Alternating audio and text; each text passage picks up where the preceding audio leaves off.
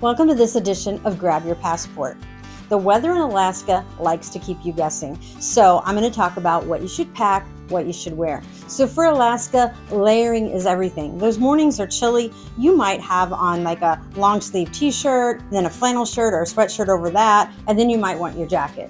So by the afternoon, you're taking all those clothes off just down to your long sleeve t-shirt and you're going to be super comfortable. So layering is key in Alaska.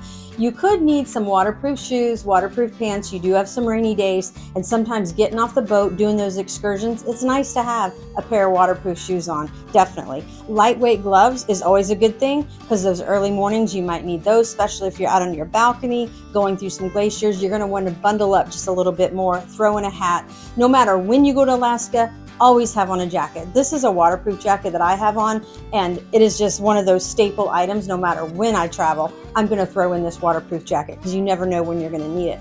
Going towards the end of the season, that September timeframe, even a ski vest or a puffy jacket is going to come in handy because your temperatures are going to be much cooler. Even mid-May, you may want to do that. And then, of course, just the normal stuff when you go to Alaska, like binoculars, a water bottle, a small backpack, because you're going to want to get off the boat with those kind of things. Or even if you're not on the boat and you're just on doing a land tour, you're going to want those things as well. And there's sometimes in Alaska, a guy might be comfortable in just, a long sleeve t-shirt and a pair of shorts. But for most women and most people, they're going to want to do a few layers. For Alaska, it's not about bringing more, it's about bringing the right pieces.